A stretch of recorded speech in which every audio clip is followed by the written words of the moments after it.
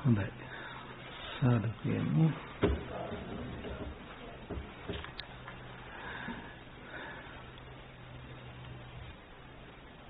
අපි අද උදෑසන කාලය තුල මේ දින 4ක කෙරෙන වැඩසටහන සඳහා ආරම්භයක් එක්කලා මේ වැඩසටහනට පමණක් නොව අපේ ජීවිතයටම අපි බලාපොරොත්තු වන විමුක්තිය කරා යන ගමනේදී අප භාවිතා කළ යුතු අනුගමනය කළ යුතු දැනගත යුතු ඒ වගේම පරිපූර්ණ විය යුතු මූලික સિદ્ધාන්ත මූලික කාරණාවන් පිළිබඳව අපි තාමත්ම කෙටියෙන් තොරතුරු සඳහන් කළේ සමස්තයක් හැටියට අපි මේ පිළිබඳව සිහිපත් කළොත් ධර්මයේ සොයා යාමේදී අප තුල පැවතිය යුතු දැනුම නුවණ අවබෝධය පිළිබඳව වගේම ඒ අහන ධර්මයේ තුල අපට කොතෙක් කෙලෙස් ප්‍රහාණය සඳහා උපකාර වන්නේද යන විමසා බැලීමත් එක්ක ඒ ධර්ම කාරණාවන් අපට කොතෙක් දුරට පිහිට උපකාර වන්නේද යන කාරණා විමසා බලමින් අපි අවසානයේට කතා කළේ ලෝකයෙන් ඈතරයි නිවන. එනිසා අපි ලෝකෝත්තර කියලා කියනවා. එතකොට ලෝකයේ තුල ලෞකිකයි. ලෝකයෙන් ඈතර ලෝකෝත්තරයි. ලෞකිකත්වයේ ඉක්මවා ගිය අවස්ථාවකුයි ලෝකෝත්තර කියලා කියන්නේ. එතකොට අපි ඉගෙන ගත්ත ලෝකය කියලා කියනකොට අවීචයේ පටන් නේව සංඥා නාසඤ්ඤා බබතලයේ දක්වාම කියවුණු උත්පත්ති ස්ථාන 31ම ලෝකය. එයින් පහක් විශේෂී වෙනවා. පංච සුද්ධාවාසේ නමින් නම් වුණු අනාගාමීන් වහන්සේලා පමණක්ම පහළ වෙන බ්‍රහ්ම ලෝක තලයක් තියෙනවා. අවිහ අතප්ප සුදස්සි අකනිට කියලා ධම්මචක්ක සූත්‍රයේදීත් මේ බ්‍රහ්ම ලෝක පහ කියවෙනවා. එතකොට මේ බ්‍රහ්ම ලෝක පහ ආර්යයන් වහන්සේලාම පමණක්ම ඒකාන්තයෙන් උපදින තැන. හැබැයි ඒ තැන උත්පත්ති ස්ථානය. යම් පමණකට කෙලෙස් සංසිඳිලා තියෙනවා. සමස්ත සංයෝජන අපි දස සංයෝජන හැටියට කතා කරනවා. එයින් පහක් ඕරම් භාගය වෙනවා, පහක් උද්දම් භාගය වෙනවා. ඕරම් භාගය කියලා කියන්නේ පහළට හෙලන. උද්දම් භාගය කියලා කියන්නේ ඉහළට ඔසවන. පහළට හෙලන සංයෝජන පහයි කාමරාග ව්‍යාපාද ආදී වශයෙන් කියවෙන මුල් සංයෝජන පහ. සක්කාය දිට්ඨි විචිකිච්ඡා සීලබ්බත පරාමාස කාමරාග ව්‍යාපාද. මේ සංයෝජන පහ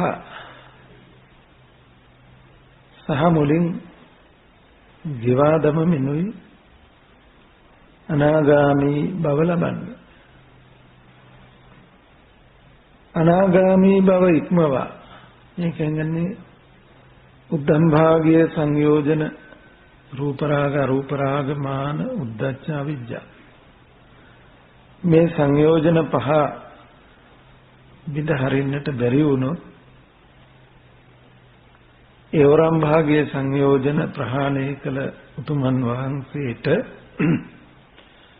හිමි වෙන තැනයි පංච සුද්ධාවාසය කියලා කියන්නේ.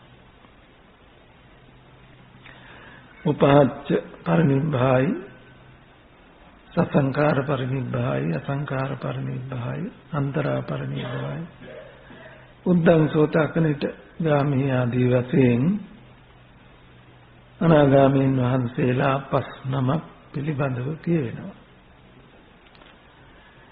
එතකොට මේ බ්‍රහ්ම ලෝක තලයත් ආර්යෝම උපදින තැනක් උනත් ඒකත් උත්පත්ති ස්ථානය. ජාති ජරා මරණේ තොරණ වූ තැන. සහ මුලින් දුකින් නිදහස් වූ තැන නෙවෙයි. ඒ නිසා ඒ පංච සුද්ධාවාසය ඇතුළු කොට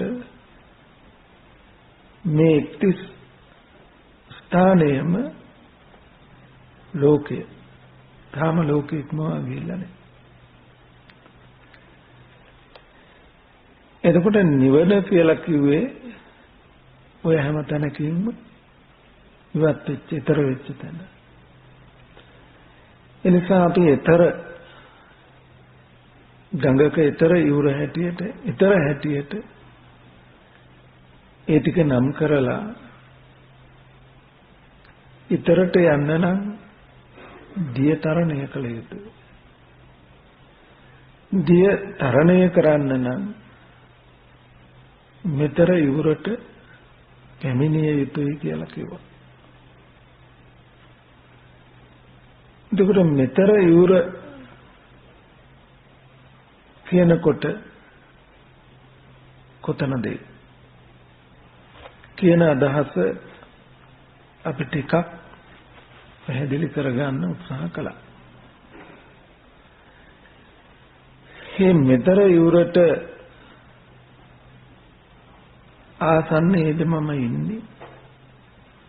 මෙතර යුරට ඇවිල්ලාද ඉන්නේ? මෙතර යුරෙන් ඈතකද මම ඉන්නේ? එතකොට මට ඉන්න තැනට සාපේක්ෂකවයි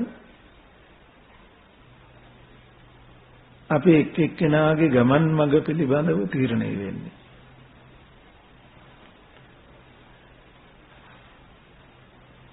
ඊළඟට අපි අදහස් කළා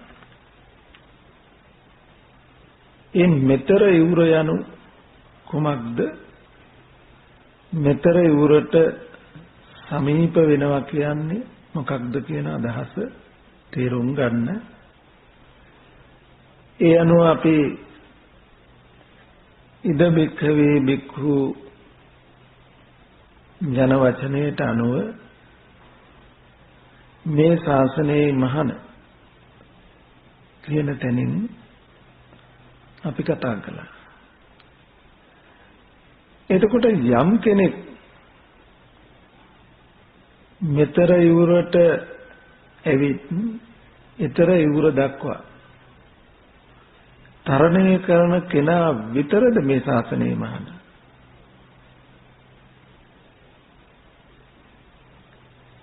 එතනින් එහා ඉන්න කෙනෙක් මේ ශාසනයේ නෙවෙයිද?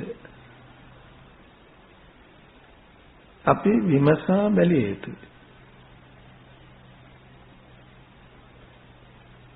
අපි මෙතර ඉවුරෙන් ඈතක හිටියත් අපි ඉන්න තැන දැනගෙන ඉන්න තැන ඉක්මවා ඉදිරියට මේ වමනාවක් වැඩපිළිවෙලක් අපට තියෙනවා නම් ඒ పూర్ව භාග වැඩපිළිවෙලත් මේ ශාසනයමයි. ඒකත් මේ ශාසනයමයි. හැබැයි ඉදබික්ඛවේ බික්ඛු කායේ කායානුපස්සී විහෙරති ආදී වශයෙන් මේ කළ දේශනාව කොයි ආකාරයෙන් ඒ තැන් වලට ගැලපෙනවද ගලප ගන්නවද කියන කාරණාව වෙනමයි.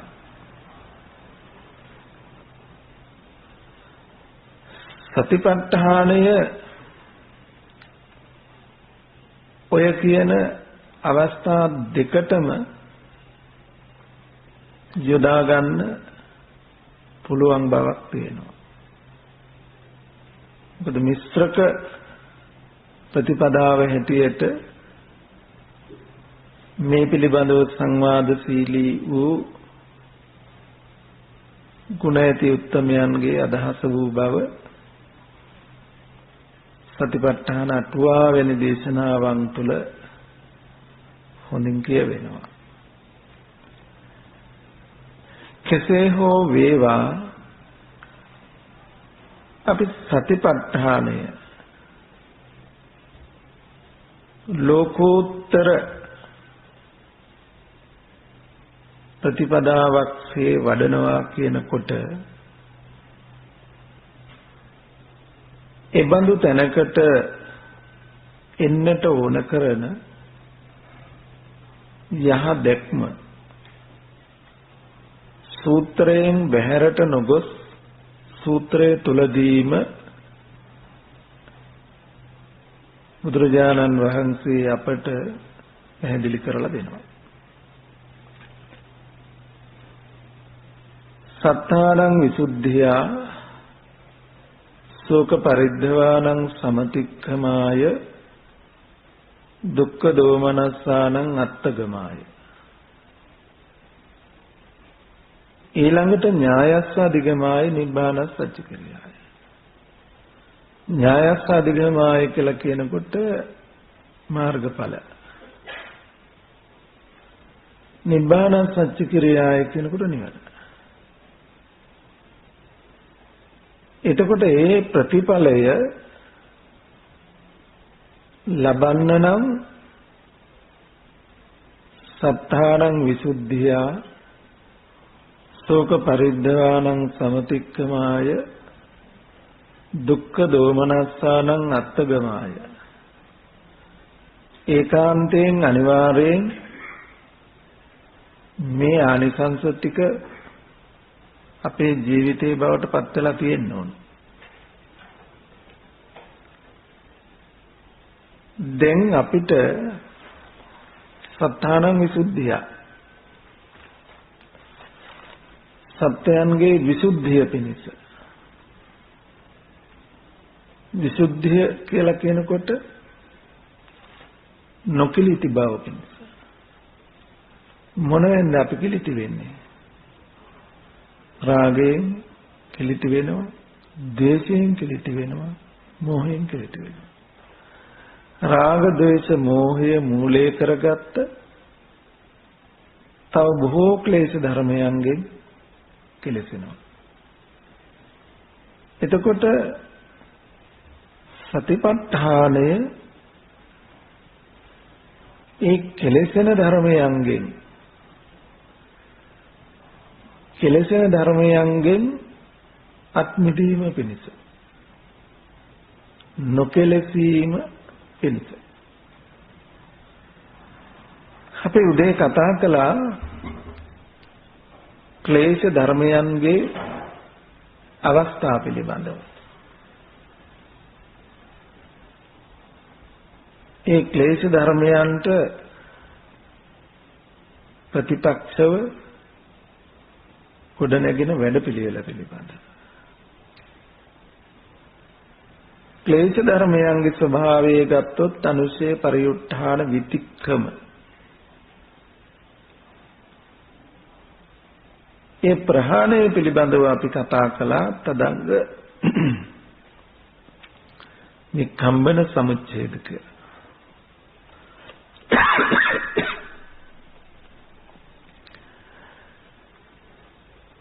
එතකොට සත්තානං විසුද්ධියා කියලා කියනකොට සත්වයන්ගේ විසුද්ධිය කියලා අපි කතා කරනකොට සමුච්ඡේද ප්‍රහාණයම නෙමෙයි. අවසාන අර්ථයෙන් ගත්තොත් සමුච්ඡේද ප්‍රහාණය.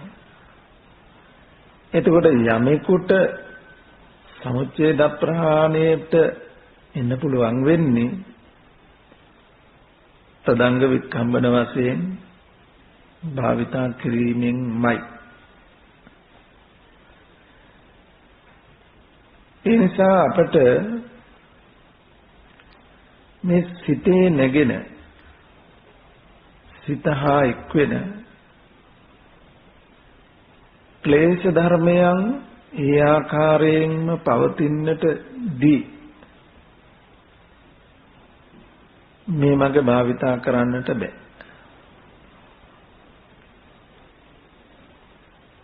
එනිසා මේ වැඩපිළිවෙල තුල අපට සිතේ නිකලෙස් බව පිණිස කිලුටු නොවීම පිණිස ජම් වැඩපිළිවෙලක් ඕන කරනවා. මොකද මේ වැඩපිළිවෙල සමස්තයක්සේ සලකා ගතහොත් එක වචනයකින් සරලව දක්වන්න පුළුවන් තැනක් නෙමෙයි.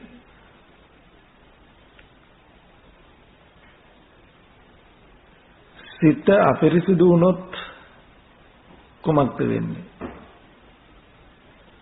මනසාචේ පදුට්ඨේන භාසතිවා කරෝතිවා තතෝනම් දුක්ඛමන් වේති. සිත දූෂිත වුණොත්, සිත කිලිටි වුණොත්, කිලිටි වෙච්ච සිත මූලික වෙලා කරන සියලු ක්‍රියාකාරකම් අකුසල වෙනවා. අකුසල වුණොත් ශෝක පරිදේව දුක්ඛ දෝමනස්සය ඉක්මවන්න පුළුවන් කමක් නැහැ. ඉන් එහා ඵලයකට යන්න පුළුවන් කමකුත් නැහැ. දැන් මේන් කියවෙනවා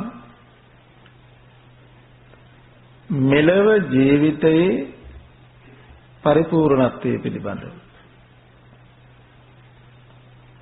අර්ථපූර්ණ බව ගොඩනගාගත යුතුයි කියන එක. මේ ජීවිතය සම්පූර්ණ වෙන්නට ඕන. අර්ථපූර්ණ වෙන්නට ඕන. අර්ථවත් වෙන්නේ පිරිසුදු සිතක්, නිකලෙස් සිතක් ඇති කර ගැනීමෙන්මයි.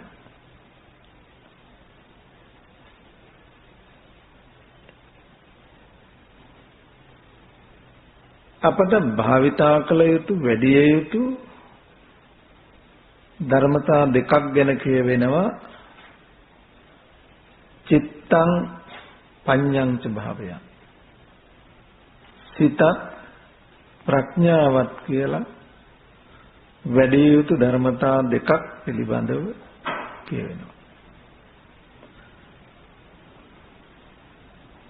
සිත වඩන්නේ නැතුව ප්‍රඥාවට ඉඩක් ලැබෙන්නේ නැහැ. සමාහිතෝ බික්ඛු යථා භූතං පජානාති කියනවා. සමාධිමත් හිතකිනුයි නුවණින් දකින්න වෙන්නේ. නුවණින් කල යුත්තේ හරියටම කරන්න නම් සිතේ සමාධිමත් බවක් වමනා කරනවා. දෙපය හොඳට පිහිටා සිටින්න තැනක් ඕන කරනවා. ප්‍රඥාව නැමැති ආයුධයෙන් පහර දෙන්න. අන්න ඒ දෙපය පිහිටුවා ගන්න ඕන බිමයි භූමියයි සමාධිය කියන්නේ. ඒ සමාධිය ලැබෙන්නේ නැහැ හිත වඩන්නේ නැතුව. හිතේ පවිත්‍රතාවය නැතුව. එතකොට මේ තුල කියවෙනවා ගැඹුරු අදහසක්. අපේ කාය සමාචාර, වචී සමාචාර, මනෝ සමාචාරයන් පිළිබඳව.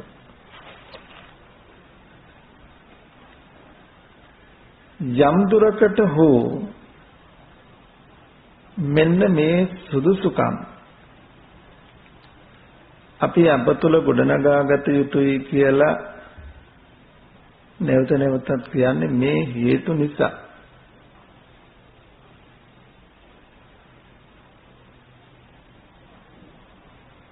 ශෝක පරිදේව දුක්ඛ දෝමනස්ස. මේවා පිළිබඳව අපි ටිකක් ගැඹුරින් කල්පනා කළා නම් කොහොමද එන්නේ කියලා. ඒ එන බොහෝ තැන්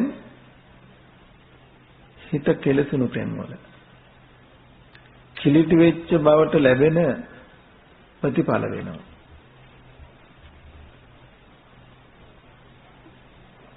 බුදුරජාණන් වහන්සේගේ ඉගැන්වීම තුළ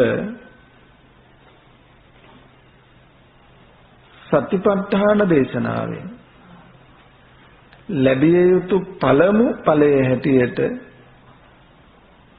පළමු ආනිසංසයේ හැටියට සත්තාන විසුද්ධිය. සත්වයන්ගේ විසුද්ධිය ලැබිය යුතුයි. ශෝක පරිදේවයන් ඉක්ම විය යුතුයි. දුක් දුම්නස් වලින් වෙන් විය යුතුයි.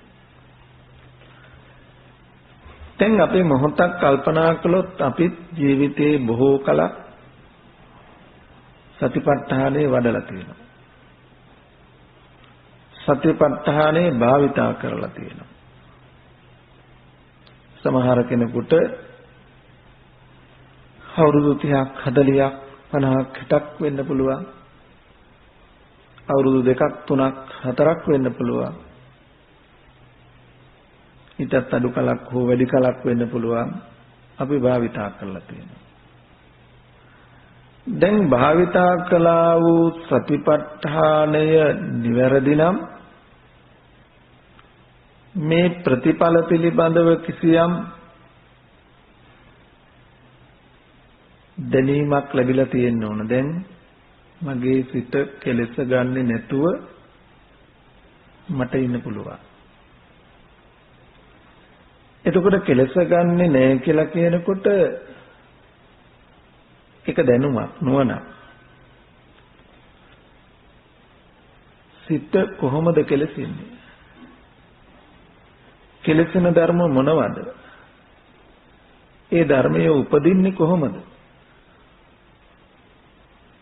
ඒවා නූපදින විදිහට පවතින්නේ කොහොමද? දැන් අපි දැනුවත් වෙලා තියෙන්නේ. දැන් අපි සතිපට්ඨානයේ වැඩුවත් ඒ අදහස් ටික අපි තුල පැහැදිලි වෙලා නැතොත් සතිපට්ඨානයේ වඩද්දි සිත රාග දේශ මොහයෙන් කෙලසෙනවා නම් නානාවිද කෙලෙස් ගති හිතේ උපදිනවා නම් උපන් කෙලෙස් සිතින් කරන ක්‍රියාකාරකම් ජීවිතය තුළ යෙදී නම් සතිපට්ඨානයේ කවදාවත් නොවැඩු අයමෙන් ඒ අරමුණෙහි තාමත් හඬන වැළපෙන බව ඇතනම් අන් අයට මෙන් කායික මෙන්ම මානසිකව දහට ගන්නා වූ දුක්ඛදාහියෝ යෙදේනම් මට ඊට එහා ප්‍රතිඵල දෙක ගැන කතා කරන්න ඕනේ නෑ. මට දැනෙන පහසුවෙන් හඳුනාගත යුතු මේ ප්‍රතිඵල පිළිබඳව මේ ආනිසංස තුන මගේ ජීවිතයට යන්තමින් හෝ සමීප වෙන බවක් සමීප වූ බවක් නොයේදී නම්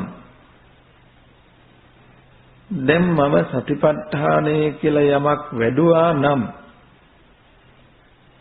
ඒ වැඩූ සතිපට්ඨානයට ලැබිය යුතු ප්‍රතිඵලය මේවා නම්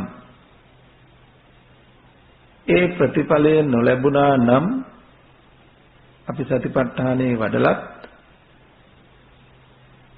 අපට නැගෙන ප්‍රශ්න කීපයක් තියෙනවා. එකක් බුදුහාමුදුරුවෝ මේ ආනිසංස ටික ලබන්න අවමයෙන් දින 7යි උපරිමයෙන් අවුරුදු 7යි පැනෙන්නේ. අවුරුදු 7ක් දින 7ක් තුල මේ ආනිසංස පහම පරිපූර්ණ කරගත හැකි කියලයි වදාළේ. එතකොට මට මෙතෙක් කාලයක් වඩලත් මේ ආනිසංස ටික නොලැබුණු බවක් නම් තියෙන්නේ. එක්ක සතිපට්ඨාන දේශනාව වරදින්න ඕන.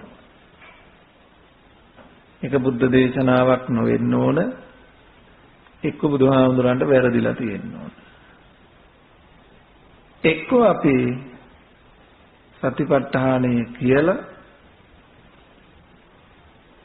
සතිපට්ඨානය නොවන යමක් භාවිතා කරලා තියෙනවා. බුදුරජාණන් වහන්සේට වරදින්න විදිහක් නෑ. සද්දෝ හෝති සද්ධාති තථාගතස්ස බෝධි. අපිට උන්වහන්සේගේ අවබෝධයට අභියෝග කරන්න බෑ. ඒ අවබෝධයට වරදින්න විදිහක් නෑ. එහෙනම් ඇත්තටම අපටයි වැරදිලා ඇත්තේ. උන්වහන්සේ අවධාරණය කළා ඉද බික්කවේ මේ ශාසනය. එතකොට මේ ශාසනයේ මහාන යන වදන අපි निराකරණය කරගත්තා නම් ඔය කියන කාලපරාසය තුළ මේ ප්‍රතිඵල ටික ලැබෙන වැඩපිළිවෙලක් අපට හම්බ වෙලා තියෙනවා. එබඳු වැඩපිළිවෙලක් අපට හමු නොවි කවුරුන් හෝ කියා දුන්න අපි දන්න විදිහකට අපි තේරුම් අරගෙන සතිපට්ඨානයක් වඩනවා වෙන්නට පුළුවන්. හැබැයි ඒ සතිපට්ඨානයේ මේ ශාසනයේ නොවේ නම් මේ ආනිසංස මේ ප්‍රතිඵල ටික ලබා ගන්න පහසු වෙන්නේ නැහැ. ඒ නිසාමයි බුදුරජාණන් වහන්සේ මුලින් ආනිසංස පෙන්නලා ඒ සඳහා ගත වෙන කාලය පෙන්නලා මේ කාලය තුල මේ ප්‍රතිඵලය ලබන්න නම් මෙන්න සතිපට්ඨානය. එතකොට මේ සතිපට්ඨානය කියන එක අපි කොතනින්ද ආරම්භ කරන්නේ කොතනින්ද පටන් ගන්න කියන අදහස නිරවුල් වෙලා තියෙන්න ඕන අපිට. එතකොට අපි කතා කළේ එක පරතරට යාම පිළිබඳව අවස්ථාව නෙමෙයි. ඊට මෙහා නම් අපි ඉන්නේ මෙතර ඉවරටත් මෙහා නම් ඉන්නේ. අපි ඒ තුල කල යුතු දේ කුමක්ද පිළිබඳවයි. එහිදී මේ ආනිසංස දැක මේ ආනිසංස දෙස බලාගෙන ඉලක්ක කරගෙන අපට කල යුතු කාර්යයක් තියෙනවා. ඒ තමයි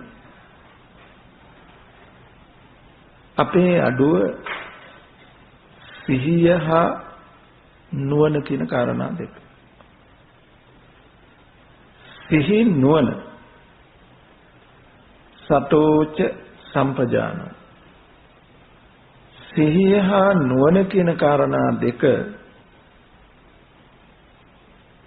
තවදුරටත් අපි ඉන්න තැනට සාපේක්ෂව ඒ ප්‍රමාණයට පරිපූර්ණ කරගත යුතු වෙනවා. අන්න ඒ ධර්මතා දෙක සම්පූර්ණත්වයට පත්වෙච්ච තැනයි අපි උපමා කළ මෙතර ඉවුර කියලා අදහස් කළ තැන වෙන්නේ. ඒ තැනට පැමිණි කෙනා තමයි දැන් ඊතර වෙන්න සුදුසු වෙන්නේ. එයාට සතිපට්ඨානය ඒකාන්තයි. ඒ වැඩපිළිවෙල තියෙනවා. එතකොට දැන් අපි ඉන්න තැන හඳුනා නොගත්තොත් අපි සම්පූර්ණ කළ යුතු දේ අපේ වුණතාවයේ අඩුව චරණ ධර්මතාවයන් පිළිබඳව අපි සැලකිලිමත් නොවුනොත් අපිට කවදාවත්ම සතිපට්ඨානයේ වඩලා මේ ආනිසංස ටික මේ ජීවිතේ ලබන්න බැරි වෙන්න පුළුවන්. ඒ ආනිසංස ටික ඒ ප්‍රතිඵල ටික මේ ජීවිතයේ තුල ලබන්න නම් ඉස්සෙල්ලාම අපේ අඩුව හදා ගන්න ඕන. ගඟට බහින්න වෙන්නේ ඊතරට පීනන්න ඔක්කොම දේවල් අල්ලගෙන බදාගෙන නෙමෙයි. ඔක්කොම දේවල් ටික අතහැරලා ඊට සුදුසුසේ සූදානම් වෙලයි ඕගය තරණය කරන්න වෙන්නේ. සැඩපහර තරණය කරන්න වෙන්නේ. සියල්ල අපේ කරේ තියාගෙන බර පොඩි හිස තියාගෙන ඒවත් එකම ඕගයට යන්න බෑ. ඕගය තරණය කරන්න බෑ. අතහැරෙන්න. එතකොට සැහැල්ලු වෙන්නම වෙනවා. සැහැල්ලු පැවැත්මක් සල්ලවක උත්ති.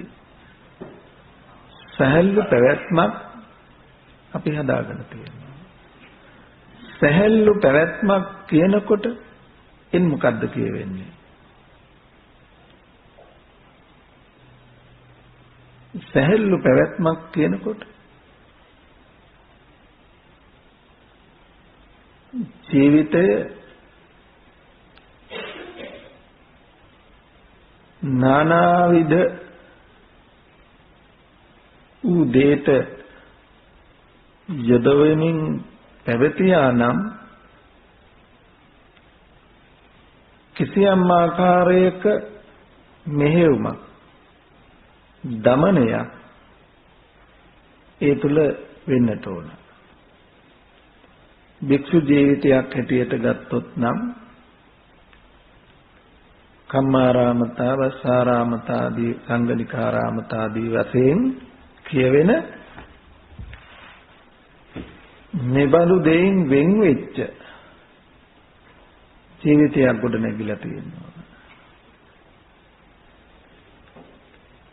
ඒ ජීවිතය තුලත් කරන කියන හිතන යමක් වේනම් ඒ හැම ක්‍රියාවක්ම සිහිය හා නුවණ මත පදනම්ව කරන ක්‍රියාකාරකම් බවට පත් වෙලා තියෙනවා. මේක ඇහුවාම එහෙනම් අපට කරන්න පුළුවන් දෙයක් නොවේයි කියලා හිතෙන්න පුළුවන්. එහෙම හිතන්න එපා. ඒක අපි ඉන්න මට්ටමටයි ඒක ගැලපෙන්නේ.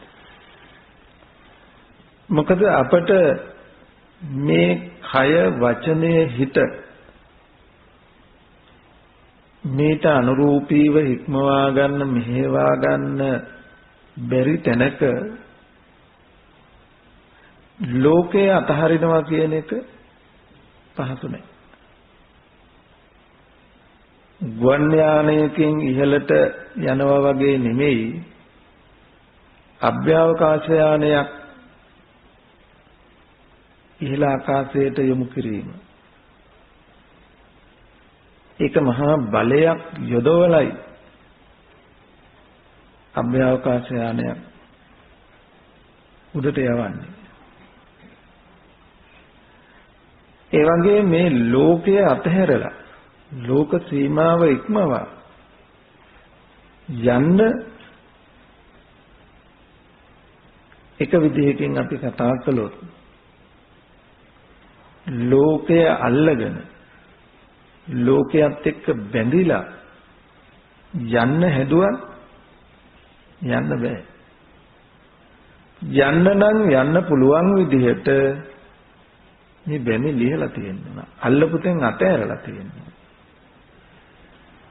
අන්න ඒ අතහරින ලියා ගන්න වැඩපිළිවෙලක් මූලිකව අපිට ඕන කරනවා.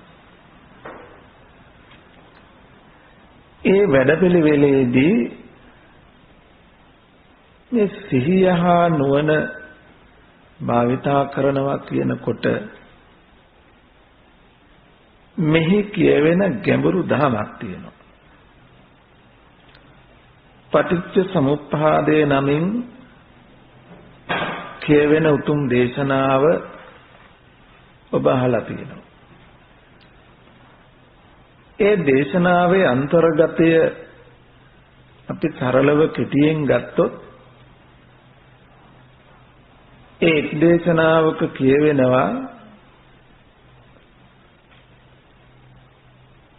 ජරා මරණ ශෝක පරිදේව දුක්ඛ දෝමනස් උපායාසාපි සම්භවಂತಿ. නැවත නැවත දුක හට ගන්න විදිය. දුක හට ගන්න විදිහත් අවිජ්ජාපච්චය සංඛාරා කියන තැනින් දේශනා වෙනවා. අවිජ්ජා යත්තේව අශේෂ විරාග නිරෝධා කියන දේශනාවෙන් කියවෙන්නේ ජරා මරණ ශෝක පරිදේව දුක්ඛ දෝමනස් පායාසාපි නිරුද්ධಂತಿ හේව මේතස්ස කේවලස්ස දුක්ඛ කන්දස්ස නිරෝධෝ. ඒකින් කියවෙනවා නිරෝධයත් නිරෝධ කරන මගත් පිළිබඳව. එක දේශනාවකින් දුක හට ගන්න විදිහත් එක් දේශනාවකින් නිරෝධය ලබන පිළිවෙත. තව විදිහකින් චතුරාර්ය සත්‍ය පිළිබඳව දේශනාව මේ තියෙනවා. එතකොට දුක හට ගන්න විදිහත් එහෙම නැත්නම් නැවත නැවත දුක හට ගන්න විදිහට ජීවත් වෙමින් දුකෙන් නිදහස් වෙන්න කියන වමනාව කැමැත්ත කවදාවත්ම ඉටු කරගන්න ලැබෙන්නේ නැහැ. ඒ කියන්නේ මම ජීවත් වෙන්නේ මම පවතින්නේ නැවත නැවත ජරා මරණ ශෝක පරිදේව දුක්ඛ දෝමනස් උපායාසය හට ගන්න විදිහට. ජරා මරණ ශෝක පරිදේව දුක්ඛ දෝමනස් උපායාසය නැවත නැවත හටගන්නේ කොහොමද? නැවත නැවත හටගන්න නම් ස්කන්ධයන්ගේ හට ගැනීමක් තියෙන්න ඕන. ස්කන්ධයෝ ස්කන්ධ පහම හට ගන්න තැන්, එකක් හට ගන්න තැන්, හතරක් හට ගන්න තැන් තියෙනවා. සතර අරූපී භවය චතුෝකාරයි. ස්කන්ධ හතරයි. අසඤ්ඤ තලය එක ස්කන්ධයයි. ඒකවෝකාරයි. ඉන් මෙහා සියල්ල පංචවෝකාරයි. රළු බව සුකුම් බව විතරක් වෙනසක් වේ. ස්කන්ධ පහ යෙදෙනවා. එතකොට යම් තැනක මේ ස්කන්ධයන්ගේ පහළවීමක් හට ගැනීමක් වේද කන්දානම් පාතු භාවෝ ඉදං උච්චතාවසෝ ජාති. ස්කන්ධයන්ගේ පහළවීමක් ආයතනානම් පටිලාභෝ ඉදං උච්චතාවසෝ ජාති. ස්කන්ධයන්ගේ පහළවීමක් යම් තැනකද ඒ උපත යම් තැනකද ජරා මරණ ශෝක පරිදේව දුක්ඛ දෝමනස්සයන්ගේ අඩු වැඩි වශයෙන් හට ගැනීම එතන නියත වශයෙන් සිදු වෙනවා. ස්කන්ධ හටගන්න ජරා මරණ ආදීන් නිදහස් වෙච්ච තැනක් ලෝකෙ නැහැ. අපි කතා කළ සතර අරූපී බඹතල සමාපatti පිළිබඳව උදේ සිද්ධාර්ථ බෝධිසත්වයන් වහන්සේගේ ගවේෂණය ඒ චතුෝකාර භවයට ගිහිල්ලා එතන දැක්කෙත් ස්කන්ධයන්ගේ හට ගැනීම හටගත් ස්කන්ධයන්ගේ ජරා මරණ. එනිසා අපට ඊට මෙහායින් දේ ගැන කතා කළ යුතු නෑ. ඒ හැම තැනකම තියෙන ස්කන්ධයන්ගේ පහළවීම. සුද්ධාවාසයේ පවා ස්කන්ධයන්ගේ පහළවීම. පහළ වූ ස්කන්ධයන්ගේ ධර්මතාවයේ ජරාව මරණය. ඒක වළක්වන්න බෑ. නැති ජාතස්ස අමරණ. උපන්න ස්කන්ධයන්ගේ ස්වභාවය ජරාව මරණය. ඒක වෙනස් වෙන්නේ නෑ කාගේ වුණා. එතකොට අපි ජීවත් වෙන්නේ නැවත නැවත කොහේ හෝ පංචවෝකාර වශයෙන් චතුෝකාර ඒකවෝකාර වශයෙන් කාම වශයෙන් රූප වශයෙන් අරූප වශයෙන් කොතැනක හෝ ස්කන්ධයන්ගේ හට ගැනීම වන ආකාරයෙන් නම් ඒ කියන්නේ අපි ජීවත් වෙන්නේ නැවත නැවත ජරා මරණ ශෝක පරිදේව දුක්ඛ දෝමනස් උපායාසයෝ හට ගන්න විදිය. උපදින විදියට.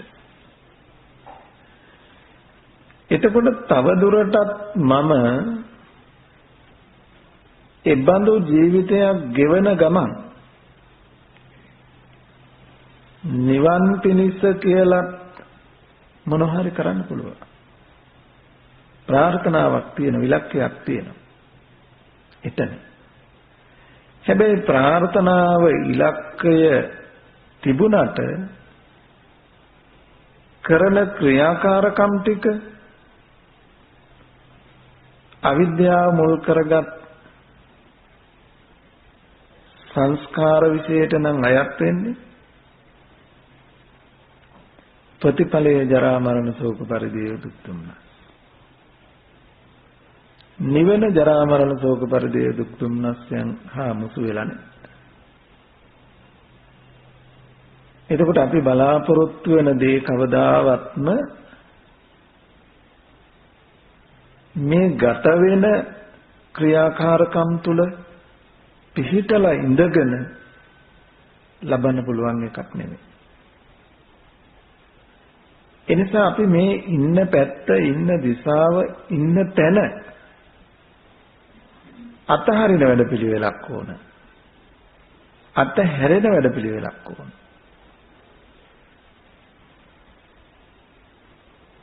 පුඤ්ඤ වේවා අපුඤ්ඤ වේවා ආනෙන්ජ වේවා අපේ කාය වාක් මනෝ සංස්කාරයන් අයත් වෙන්නේ එතනට නම්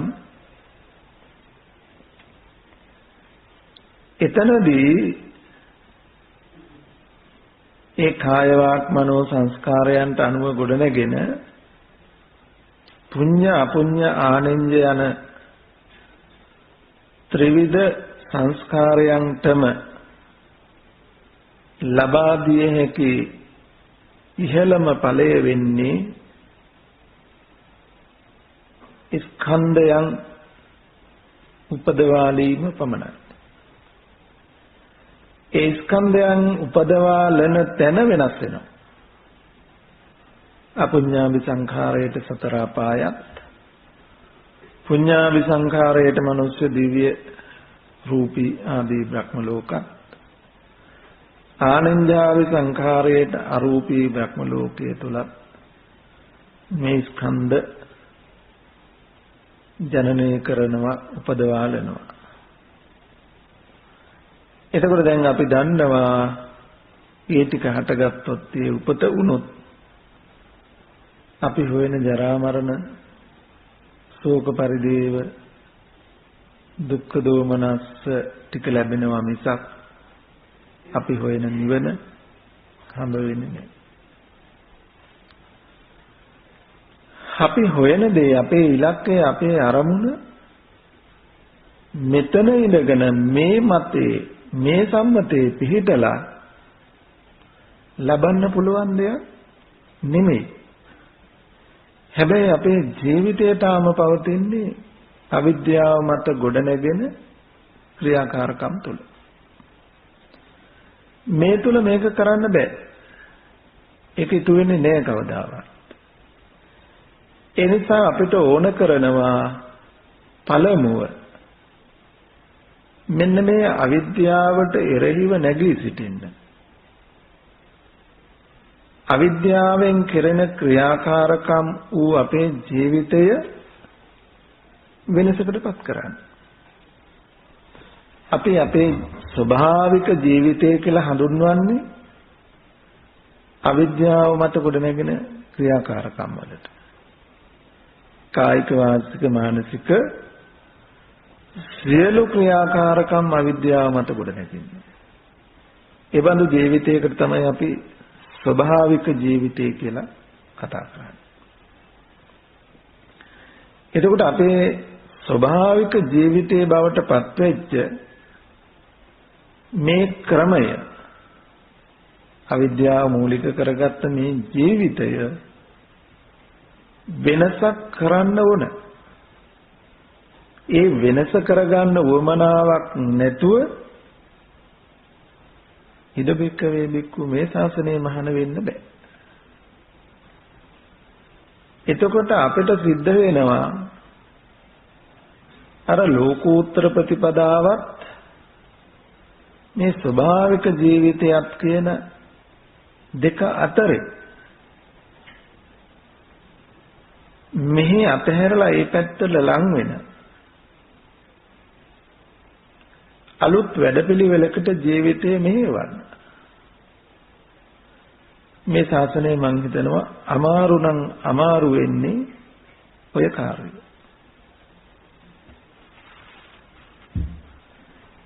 ඒ කියන්නේ අපි පුරුදු කරගත්ත මේ ජීවිතය වෙනස් කරන එක.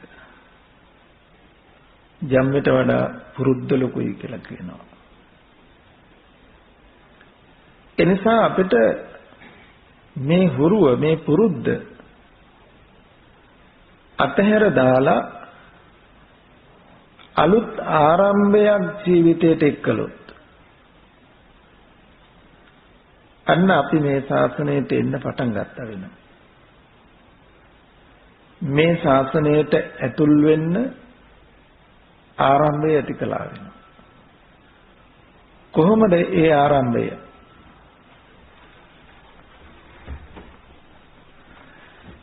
අපි හැම මොහොතකම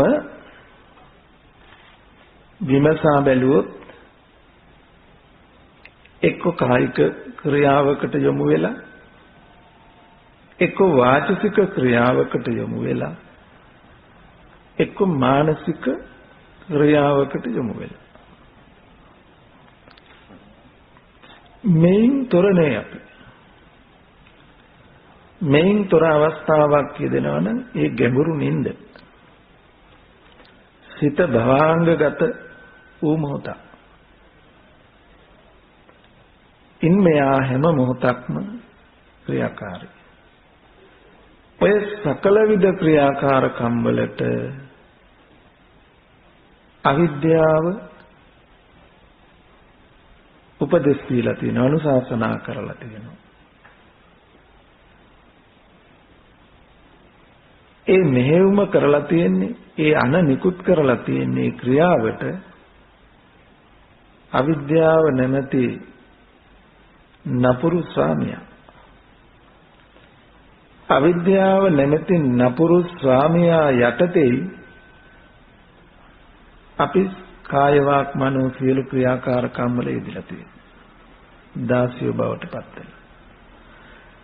අනුන්ගේ යටතේ මෙහි කරනවා නම් අපි කියන්නේ යාට 16ක් කියලා. තව විදිහකින් ගත්තොත් අපි අවිද්‍යාවට තෘෂ්ණාවට 16 වෙලා ඒ අය කියන දේවල් තමයි අපි කරලා කියලා හිතලා තියෙන්නේ. ඒ උපදේශයේ අනුශාසනා යටතේ ඒ අන පිළිපෙදින තාක්කල්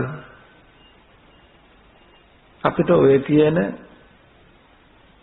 සත්තානං විසුද්ධියා ශෝක පරිද්දවානං සමතික්කමාය දුක්ඛ දෝමනස්සානං අත්තංගමාය ඥායස්ස අධිගමාය නිබ්බානං සච්ච කිරියාය කියන මේ ප්‍රතිඵල මේ ආනිසංස කවදාවත්ම ලබන්න බෑ. ඔය උපදේශ අනුශාසනා භාවිතා කරලා ඕනනම් දෙව්ලොව ඕනනම් ඊටත් එහාට රූපී බඹලොව අසඤ්ඤතලේ ඊටත් එහාට ගිහිල්ලා අරූපී බඹලොව මේ දක්වාම යන්න පුළුවන්. අපි දන්නවා ඒ ගියත් දුකේ අඩු බවක් ඉහළට යන්න ඇති. ජාති ජරා මරණයෙන් තොර නැහැ. නැවත සියලු දුකට වැටෙන්න තියෙන ඉඩ අවදානම ඉවත් වෙලා නැහැ. ඒ නිසා දුකින් මිදුනේ කියලා කියන්න බෑ. ඔය ඉහළම තලයට ගමන් කළා. ලිස්සන ගහේ ඉහළටම ගියත් ආපහු පහළට එන්න වෙනවා. එනිසා මේ ක්‍රියාකාරකම් මත පවතින මේ ජීවිතය වෙනස් කරන වැඩපිළිවෙල තමයි බුදුරජාණන් වහන්සේ සීහා නුවණ දෙකට මූලිකත්වයේ දීලා පනවන්නේ. දැන් අපි කරන්නේ අවිද්‍යාව මත ගොඩනැගෙන ක්‍රියාකාරකම්. අපි උදාහරණයක් හැටියට බැලුවොත්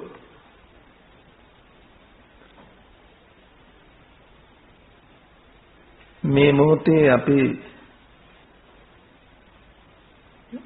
සංඛාර කියන වචනයෙන් කියවෙන දේට ගැඹුරුයි.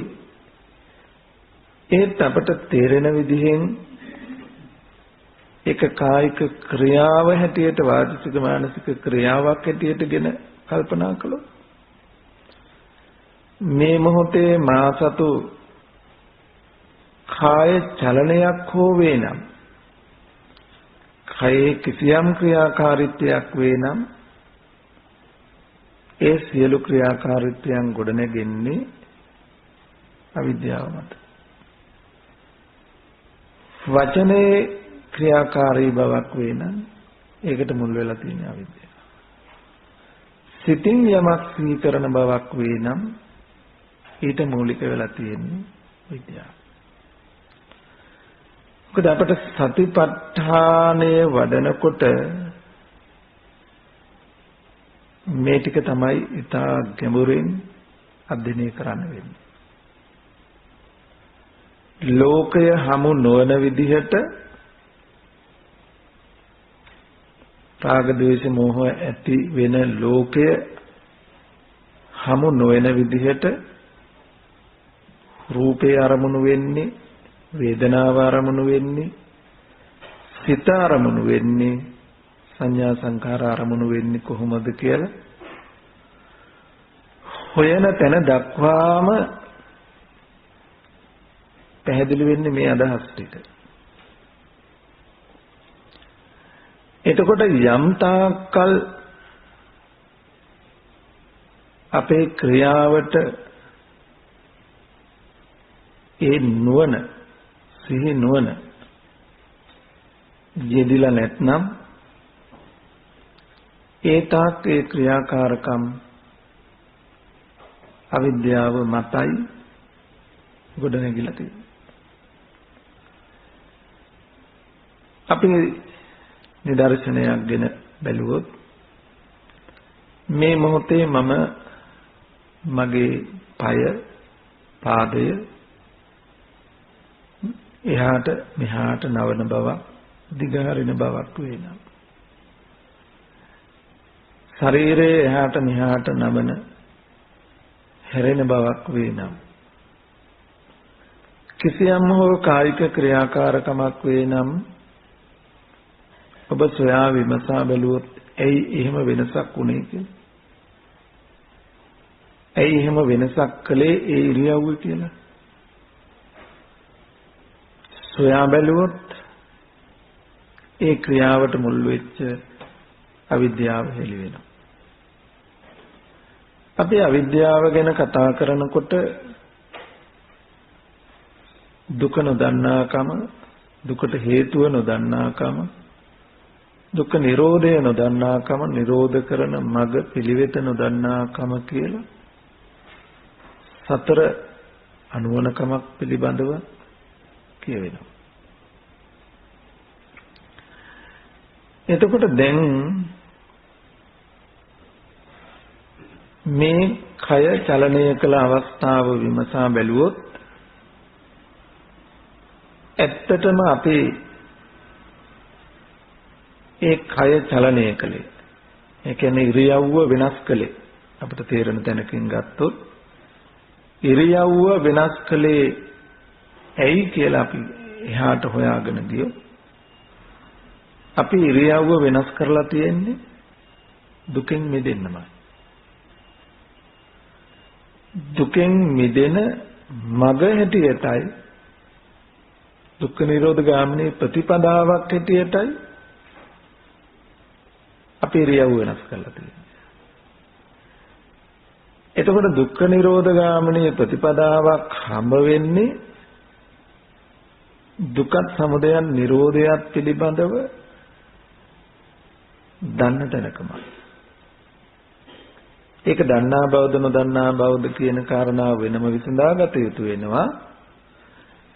නමුත් මේ ධර්මතා තුන යෙදෙනවා. පළමුව ඔබට මට දැනෙන්න පුළුවන් වෙන්නේ කාය ස්පර්ශයෙන් හටගන්න දුක් වූ වේදනාවක්. දුක් වූ වේදනාවක් තමයි පළමුව දැනුණා නම් දැනෙන්නේ නැත්තේ. දුක් වේදනාව.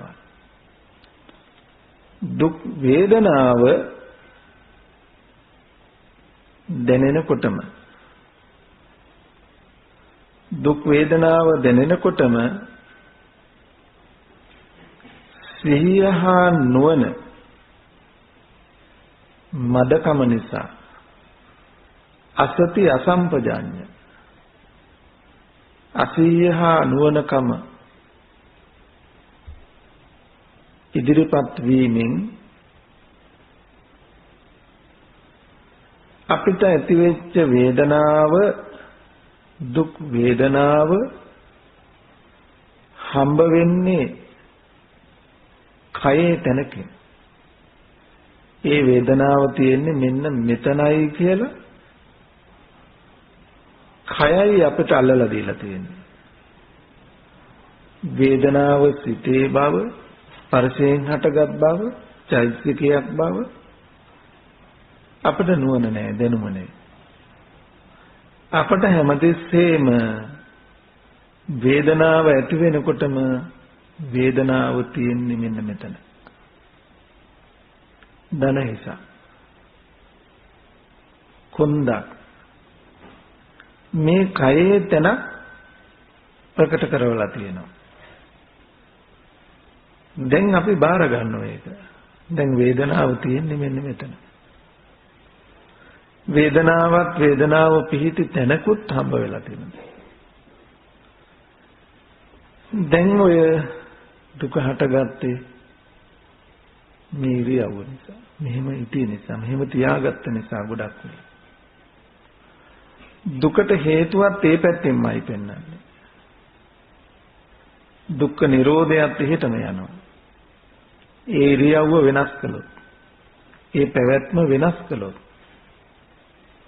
මේ දුකෙන් නිදහස් වෙන්න පුළුවන්. එතකොට දුක පෙන්නුවේ හැමතිස්සෙම බාහිරින් ඉරියව්ව. දුක්ඛ නිරෝධය පෙන්නුවේ ඉරියව්ව වෙනස් කිරීමෙන්. දැන් එහෙනම් නිරෝධය ලබන්න නම් හිත ඉරියව්ව වෙනස් කරන්න ඕන. හිතේ ඉරියව්ව වෙනස් කළේ නිරෝධය දිහා බලාගෙන දුකෙන් මිදීම උදෙසා. එතන දුකෙන් මිදෙනවා කියලා දැක්කේ ඒ දුකට හේතුව ඉරියව්ව කියලා දැකපු නිසා.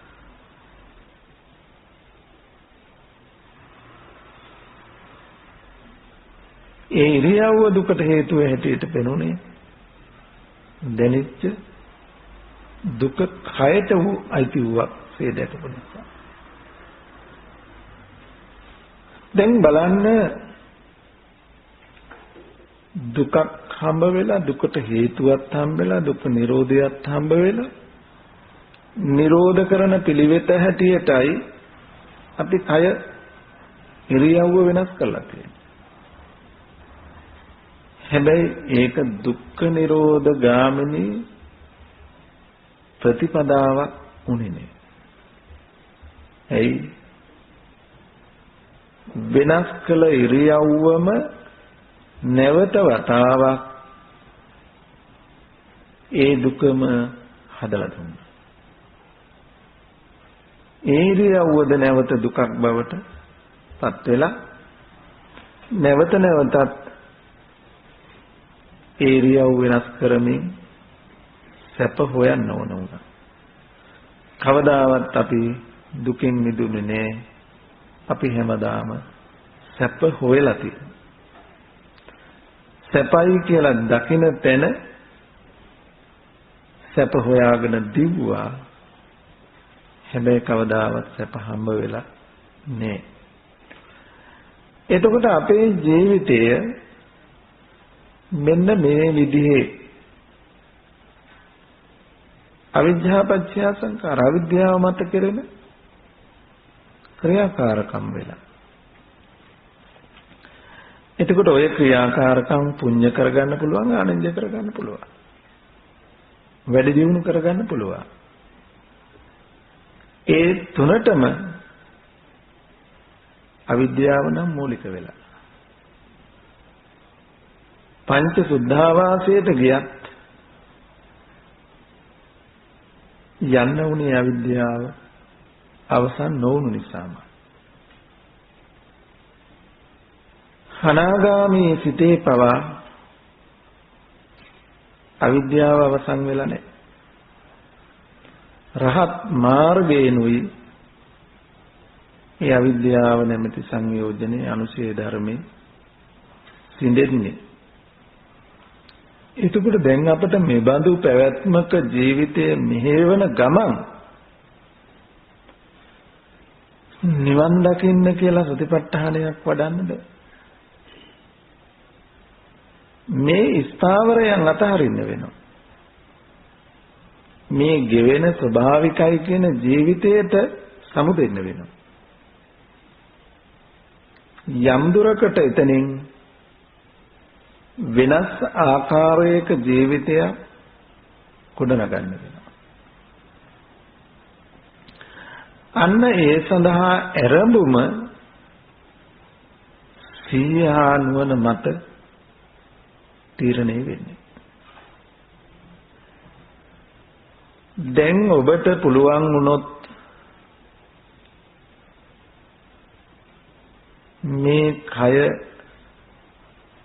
මේ සැලවීමෙන් මේ දිගහැරගත්ත කකුල නමා ගත්තාම දුකෙන් මිදෙන්න පුළුවන් සැප ලබන්න පුළුවන් කියන මිත්‍යාවට පහර දෙන්න. ඒ ගැන ප්‍රශ්න කිරීමක් කරන්න තරම් සිහියක් නුවණක් භාවිතා කරන්න පුළුවන් වුණොත් අන්න අපි පළමු චින්තනයෙන්ම අවිද්‍යාවට අභියෝග කළා. අපි මෙතෙක් කාලයක් දුක නොදැන දුකට හේතුව නොදැන නිරෝධේ නොදැන නිරෝධේ ලබන්න කියලා කළ හැම පිළිවෙතක්ම නිරෝධේ නොලබන නැවත නැවත දුක හටගන්න වැඩපිළිවෙලක් බවටමයි පත් වෙලා තිබුණේ. ජරා මරණ ශෝක පරිදේව දුක්ඛ දෝමනස්. දුක්ඛ දෝමනස්. හැම ඉරියව්වකම අවසාන ඵලය එතනට ආවා. ආපහු දුකෙන් මිදෙන්න කියලා ආපහු එකක් කළා. ආයි ඒ දුක්ඛ දෝමනස්යම ආයි හටගත්තා.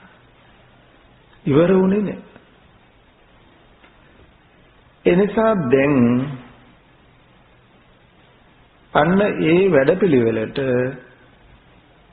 වෙනසක් කරන්න පටන් ගත්තොත් අපි ඉන්න තැන අතාරින්න. ඉන්න තැනින් මිදෙන්න වෙනසකට යන්න වෙනතකට යන්න අපි ආරම්භ කළා වෙනවා. එසේ ආරම්භයක් නොගෙන මේ ශාසනයේ වික්ෂුවක් වික්ෂුණියක් උපාසක උපාසිකාවක් වෙන්න පුළුවන් කමක් නැහැ. අවිජ්ජායත්තේ වශේෂ විරාග නිරෝධා කියන පැත්තෙන් ජරා මරණ ශෝක පරිදේව දුක්ඛ දෝමනස් උපායාසාපි නිරුද්ධಂತಿ දුක නොහට ගන්න අනුත්පාදයේ පිණිස හික්මුණා කියන්න හික්මිනවා කියන්න පුළුවන් වෙන්නේ මේ පැත්ත අතහරිනවා. අතහරින්න බෑ සිහිය අනුවල නැතුව.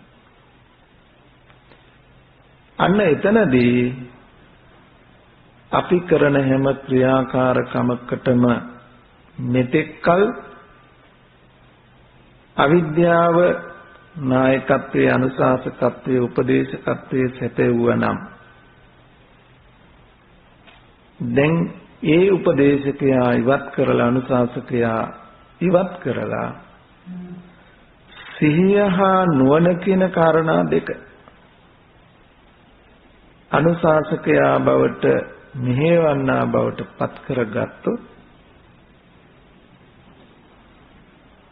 අපි ඉන්න ක්‍රමේ ඉන්න තැන වෙනස් කළා වෙනව වෙනස් කරනවා වෙන. එතකොට අවිද්‍යාව දෙන උපදේශ මත කරන ක්‍රියාකාරකම් නෙමෙයි සිහිය හා නුවණ භාවිතා කරලා කෙරෙන කරන ක්‍රියාකාරකම් බවට අපේ ජීවිතේ පත් කරගන්න. අන්න එතනදී තමයි කම්මස්සකතා සම්මාදිට්ඨිය කියන නුවණ අප තුල වැඩෙන්න ගන්න. කුසල ප්‍රතිපදාව ගොඩනැගෙන්නේ එතනින් එහාට. මේ ටික හොඳින් වටහා ගන්න තීරුම් ගන්න. මොකද මේකේ අඩුව තමයි අපේ හැමෝටම තාමත් දැනෙන්නේ. අපි යමක් කරන්න මහා වීරියක් දරනවා. හැබැයි මහා යදමකින් බැඳිලා ඉඳගෙන. ඇදගෙන යන්න හැදුවට බෑ. ඒක ලියාගෙන නෑ. අපි ලිහෙන විදිහට පටන් අරගෙන නෑ. අර සුරාසුර යුද්ධයේදී සක්‍රයා දෙවියන්ට උපදෙස් දෙනවා වේපචිත්ති අසුරයාව අහු වුණොත් හිස පස්වෙනි කොට ගිල පස්වෙනි කොට බැඳලා කුදලලා මාළන්ට අරන් එන්න. වේපචිත්ති අසුරයන්ට උපදෙස් දෙනවා යම් විදියකින් සක්‍රයාව අහු වුණොත් සුරේ පෙරදුනොත් සක්‍රයාගේ ගෙල පස්වෙනි කොට බැඳලා ඒ කියන්නේ කුදලලා මා ළඟට අරන් එන්න කියලා.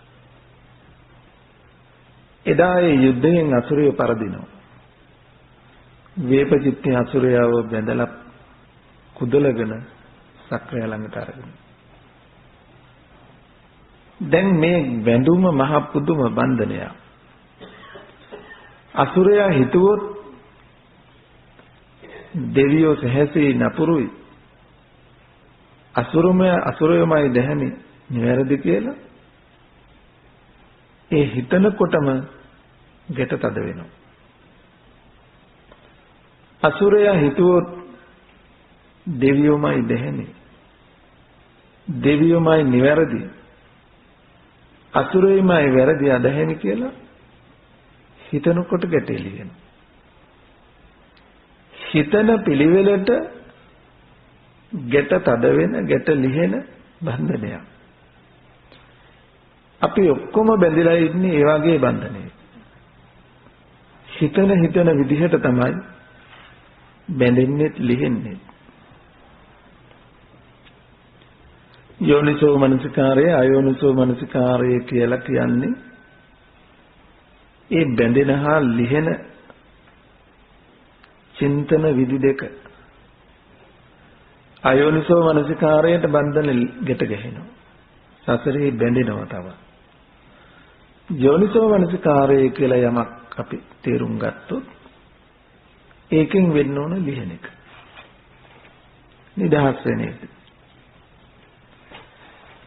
ලිහෙන විදිහටද බැඳෙන විදිහටද හිතන්න කියන එක තීරණය වෙන්නේ මෙන්න මෙතනදී. එතකොට අපි දැන් බැඳෙන විදිහටයි මෙතෙක් කාලයක් භාවිතා වුනේ. සසරේ බැඳෙන විදිහට තමයි අපි සියලු ක්‍රියාකාරකම් කරලා තියෙන්නේ. දැන් අපි පටන් ගන්න ඕන ඒ බැඳුම ලිහෙන විදිහට හිතන්න. බැඳුම ලිහිල් වෙන විදිහට හිතන්න. අන්න එතනට තමයි සතෝච සම්පජානෝ සිහිය හා නුවණේ උවමනාව යෙදෙන්නේ. දැන් අර ඉස්සෙල්ලා ගත්ත නිදර්ශනයම අපි ගතහොත් දුක් වේදනාවක් දැනුණු තැන වේදනාව හටගත් ස්පර්ශයෙන් ඒ ස්පර්ශයේ කාය ස්පර්ශයක්ද මොන ස්පර්ශයක්ද කියලා ඒ ස්පර්ශයට හේතු ධර්මතාවයන් පිළිබඳව දන්න නුවණ යෙදුනේ නැහැ. වේදනාව හටගත් ස්පර්ශයෙන් කියන දැනුමවත් යෙදුනේ නැහැ. අපට වේදනාව දැනෙනකොටම වේදනාව හම්බ වුණේ කයේ තැනක.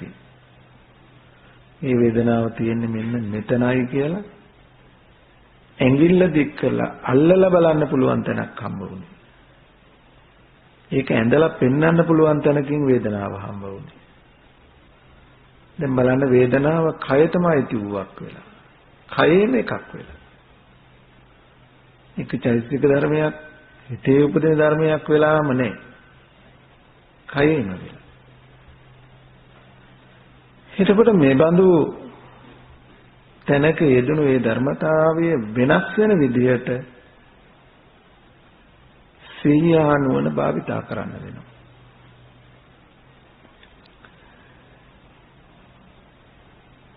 අපි හැමතිස්සෙම ඉරියව්ව වෙනස් කළේ දුකෙන් මිදෙන්න. ඒ කියන්නේ අපි Nirodhe දැක්කේ මේ ඉරියව්ව වෙනස් කළොත් දුකෙන් මිදෙනවා. මොකද දුකට හේතුව හැටියට දැක්ක ඉරියව්ව. දුකට හේතුව ඉරියව්ව නම් ඒ හේතුව ඉවත් කළාමයි Nirodhe ලැබෙන්නේ. ඒ නිසා අපි ඉරියව්වට දුකට හේතුව වගේම දුකෙන් මිදෙන්නේ ඒ ඉරියව්ව වෙනස් කළාමයි. ඒ නිසා අපි හැමදාම ඉරියව් මාරු කළා. ඉරියව් මාරු කලේම දුකෙන් මිදෙන්න. හැබැයි අපි මාරු කළ ඒ හැම ඉරියව්වක් දුකෙන් මිදෙන අදහස තිබුණත් කවදාවත්ම අපිව දුකෙන් මිදෙන්නේ නැහැ. ඒ ඉරියව්ව නැවත නැවතත් ඒ දුකම හදලා දුන්නා. එනිසා දැන් අපි දන්නවා මේක નિසරු ගමනක් කියලා. ඒ ගමන වෙනස් කරන්න ඕන. ඒ වෙනස් වෙන විදිහේ සිහිය හා නුවණ භාවිතා වෙන්න ඕන. අන්න එතනදී තමයි මගේ බුදුරජාණන් වහන්සේ යමක් කරන්න කියන්න හිතන්නට පෙර යමක් කරන්නට කියන්නට හිතන්නට පෙර ඒ දේ කළ යුතුද කිව යුතුද සිටිය යුතුදයි විමසා බලා මිස නොකළ යුතුයයි පනවන්නේ. එතකොට යම් ක්‍රියාවක් කරන්න කලින් හිතන්න කියන්න කලින් ඒ සඳහා සිහියට හා නුවණට ඉඩ දෙන්න කියනවා. දැන් අපි මේ ක්‍රියාව කළේ සිහි නුවණට ඉඩ දීලා නෙමෙයි අවිද්‍යාවට ඉඩ තියලා. දැන් ඒ අවිද්‍යාව ඉවත් කරලා එතනට සිහි නුවණ යොදවන්න. දැන් ඇයි මේ ඉරියව්ව වෙනස් කරන්න යන්නේ? මොකටද? මේක වෙනස් කළාම දුකින් මිදෙනවද? මිදෙනවා නම් දැන් වාර කීයක් මේක වෙනස් කළාද? කො මිදුනේ නෑනේ. අන්න අපට පුළුවන් කුසල විතරකයක් ගොඩනගන්න. ප්‍රතිවිරුද්ධව විමසන්න පුළුවන්. මෙතෙක් කාලයක් ස්වාමියා කිව් දේ ඒ ආකාරයෙන්ම කළා අවනතව කීකරු. දැන් එහෙම නෑ දැන් ප්‍රශ්න කරනවා. දුකෙන් මිදෙනවා කියලා තමයි පෙර ඉරියව්ව වෙනස් කළේ. ඒත් මිදුණු දුකක් නම් නේ. නැවත නැවතත් දුකමයි හටගත්තේ. ආයි වෙනස් කළා කියලා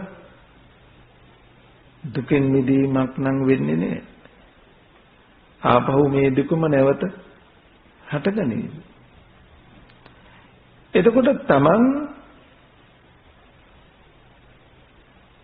ඒ බඳු පැවැත්මක දෝෂය හඳුනගෙන එහි කලකිරිලා නොයලිලා ඒ පැත්ත අතහරින්න පටන් ගන්න ඕන. පටන් ගන්නකොට අන්න ආත්ම දමනයක ආත්ම පාලනය කියලා කියන්නේ උතද? අපි හුරුවට පුරුද්දට කලේ කියලා අපි කතා කරන්නේ. අපි පුරුදු වෙලා තියෙන යමක් කරලා වරද්දගෙන සොරි කියන්නේ. සමා වෙන්න කියන්නේ. ඒ වචනේ භාවිතා නොකර ඉන්න. අපේ ක්‍රියාකාරකම් වෙනස් කරගත්තොත්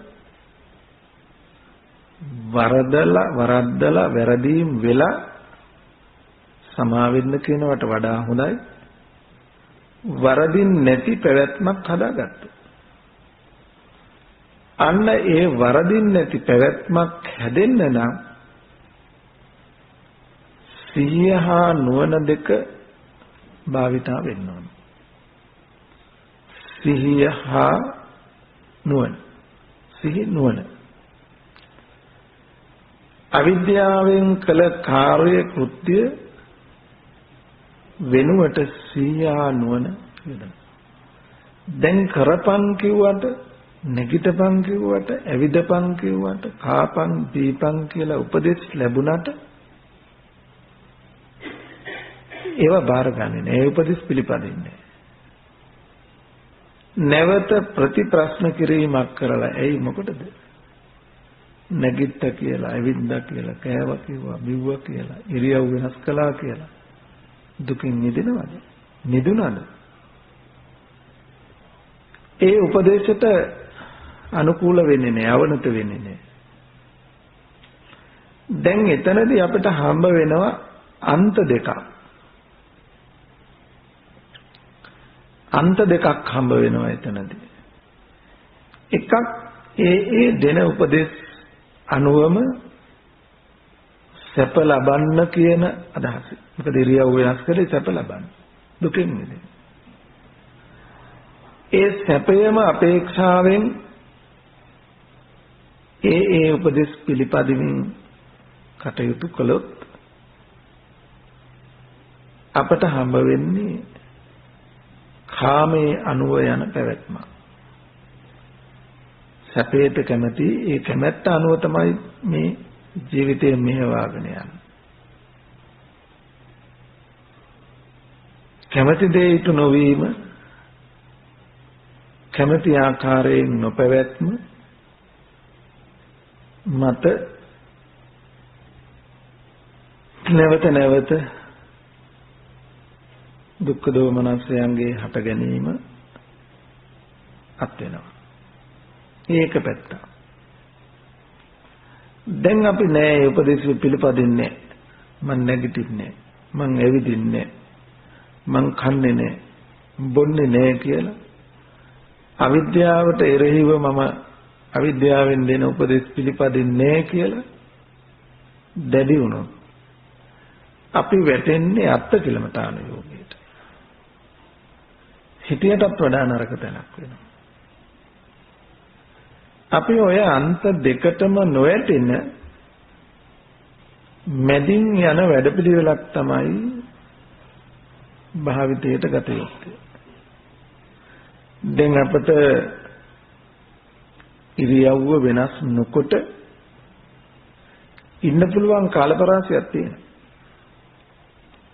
මම අධිෂ්ඨාන කරගෙන නම් වාඩි වුණේ මේ පැය මේ ඉරියව්වේ නොවෙනස්ව පවතිනවා කියලා නම් ඒ පැයක කාලය ගත කළ අධිෂ්ඨාන කාලය මොන වේදනාවක් එක්කමක් තිබුණත් ඒක ඉවසගෙන ඒ කාලය ගත කරන එක කාමසුකල්ලිකාණු යෝගේවත් අත්කිලමතාණු යෝගේවත් නෙමෙයි. එතකොට මම අධිෂ්ඨාන කළ කාලය ඒක වෙනස් කරන්නේ මොන දුකක් ආවත් ඒ දුක දරා ගන්න ඉවස ගන්න.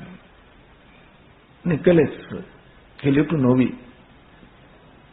ඒ වචනේ වැඩගත් තැනට.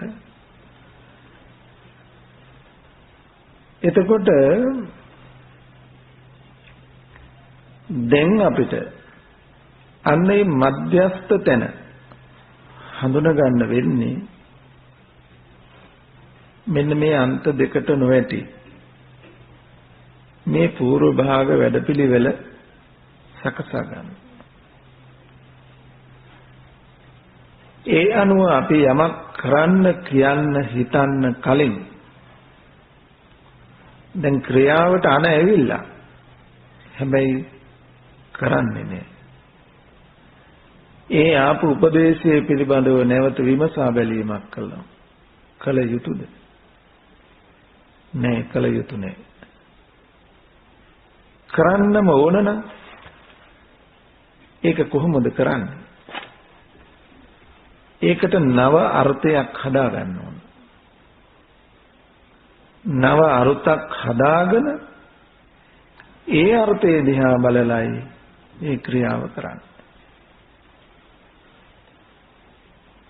එතනදී තමයි අපිට යම් කිසි ක්‍රියාවක් අත්තානුවාද භය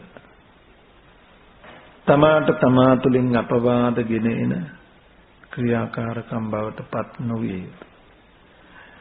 අනුන්ගෙන් අපවාදයට නැගෙන ක්‍රියාකාරකම්ද නොවිය යුතුය. නීතිය ඉදිරියේ දණ්ඩනයට ලක්වන ක්‍රියාකාරකම්ද නොවිය යුතුය. කර්මයේ ඉදිරියේ විපාක වශයෙන් අත්විඳින්නට වෙන ක්‍රියාකාරකම්ද නොවිය යුතුය. එහෙනම් ඒ ක්‍රියාව අනුන්ටත් තමන්ටත් දෙපාර්ශ්වයටම අර්ථය සැලසෙනවා නම් ඒ ක්‍රියාව මට කරන්න පුළුවන්. එතකොට දැන් මට කරන්න කියපු පමණකින් මං කරන්නේ මම ඒ ක්‍රියාව කළ යුතු නැත්තම් නොකරම අතහැරෙනවා. දැන් අපි පැයක භාවනාවට වාඩි වුණාම නොයෙක් යෝජනා අනයිනවා. නේව කරන්නේ. ඒවා එක හෙලා බැහැර කරනවා. ඉන් පරිබාහිරව කටයුතු කරන වෙලාවේදී කරන්න කියන උපදේශය කරන්නේ නැහැ. කරන්න කලින් නොකල යුතුද? කල යුතුද? නොකල යුතුද? ඒක නොකල යුත්තක්මයි. කල යුතු නම් ඒක කරන්න ඕන මෙහෙන් ලෙන උපදේශ දිහා බලලා නෙමෙයි. ඒක කොහොමද දැන් අනුන්ට අර්ථයේ හිතසුව පිණිස මේක කරන්නේ? අනුන්ට හිතසුව පිණිස උනාට ඒ ක්‍රියාව මට අහිත පිණිස නොකල යුත්තක් ඒක. මට හිතසුව පිණිස පවතිනවා අනුන්ට අහිත පිණිසයි. ඒද නොකල යුත්තක්මයි. මටත් අනුන්ට දෙපැත්තටම අහිත පිණිසයි. ඒ ක්‍රියාව නොකල යුත්තක්මයි. එහෙනම් කල යුත්තක් වෙන්නේ මටත් අනුන්ට දෙපැත්තටම හිතසුව පිණිස පවතිනවා. උභයාර්ථය දෙපැත්තකටම අර්ථය සිද්ධ වෙනවද කියලා බලලා. දැන් ওই දෙපැත්තටම අර්ථය වෙනවද කියලා බලන්න අවිද්‍යාවෙන් බෑ. ඒකට උන සිහිය හා නුවණ. මේ කරන ක්‍රියාව අනුන්ට හිත කර වෙන්නේ කොහොමද? මට හිත කර වෙන්නේ කොහොමද? කියලා බලලා ඒ දෙපැත්තටම හිත කර වෙන විදිහට දැන් කල යුත්තේ කරනවා. දැන් බලන්න ඉහතකී ක්‍රියාකාරකමයි මේ ක්‍රියාකාරකමේ වෙනස.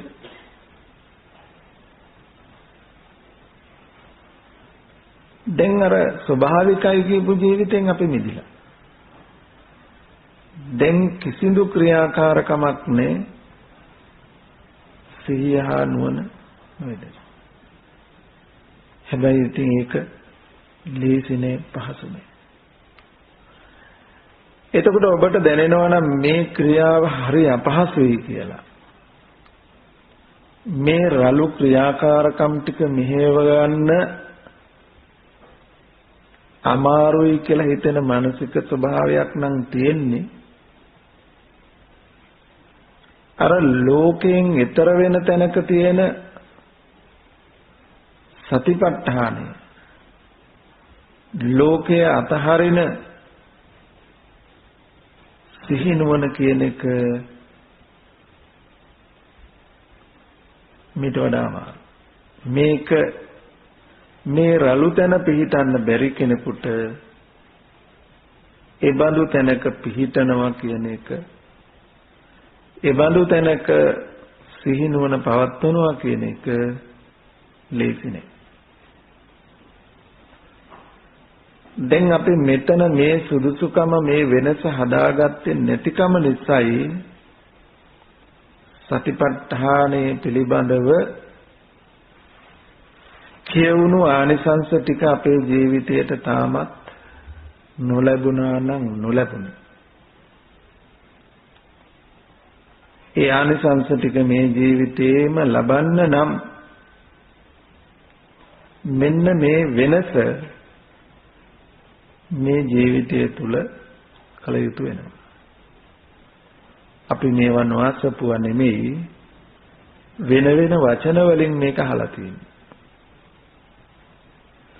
වෙන වෙන ක්‍රම වලින් పూర్ව භාග ප්‍රතිපදාව පිළිබඳ. එතකොට දැන් ක්‍රියාකාරකම් වලට මෙතෙක් අවිද්‍යාව මූලික වෙච්ච තැන දැන් කිසියම් ක්‍රියාවක් කරන්නේ සීහා නුවණ භාවිතාවෙන් නම් අන්න අපි ඉන්න තැන අතහැරියා. වෙනත් අතකට යන්න ඕන කරන වමනාව කැමැත්ත පැත්තෙව්වා.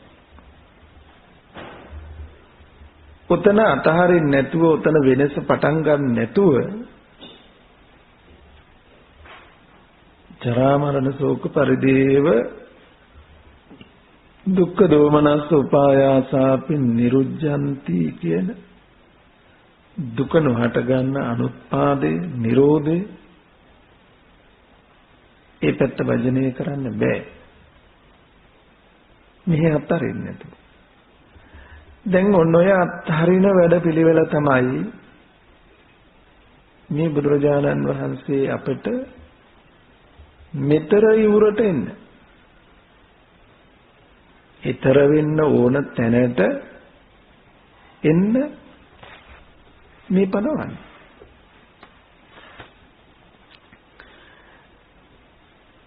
ඒ ටික තේරුම් ගන්න උත්සාහ කරන්න කොහොමද දැන් මම මගේ ජීවිතය පැය 24 පුරාවට නෙමෙයි දවසකට පැය භාගයක් වෙන් කරගෙන මේ පැය භාගය තුල අවිද්‍යාව දෙන උපදෙස් නොපිළිපදිමින් යමක් කරනවා නම් කියනවා නම් හිතනවා නම් සිහිය හා නුවණ භාවිතා කරලා තමාගේද අනුන්ගේද අර්ථයේ සිද්ධ වෙන විදිහට මේ ක්‍රියාව කරන්නේ කොහොමද කියලා බැලුවොත් ඒක මෙලවටත් පරලොවටත් උභයාර්ථයේ සාධනය කරන ක්‍රියාවක්ම වෙලා ඇති. එය ලෝකේ කාගෙන්වත් ගැරහුමට ලක් වෙන ක්‍රියාවක් වෙන එකක් නෑ. නුවණැත්තන්ගේ පැසසුමට ලක් වෙන ක්‍රියාවක්ම වේවි. තමනට හිතකර වූ ක්‍රියාවක්ම වෙලා ඇත.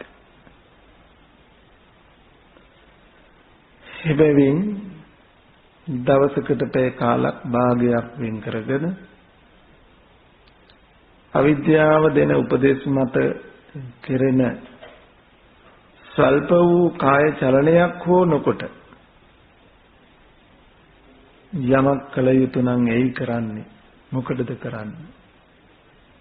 කරුණ විමසා බලා සිහියට හා නුවණට ඉඩ තබලා කරනවා නම් කළ යුත්තේ මෙන්න මේ අර්ථයේ සැලසෙන ආකාරයෙන් කියන විමසීම කරමින් කළ යුතු යම් ක්‍රියාවක් වේ නම් ඒ බඳු ක්‍රියාවකට පමණ සිත කය වචනය මෙහෙवला එසේ නොවන ක්‍රියාකාරකම් වලට යන්න නොදී පාලනය කරගන්න පුළුවන් වෙච්ච තැන තමයි අපි ආත්ම දමනය ආත්ම පාලනය කියලා කියන්නේ. හික්මවාගත්ත ජීවිතයක් එතකොට. හික්ම වුණා කියලා කියන්නේ අවනතයි. කාටද අවනත?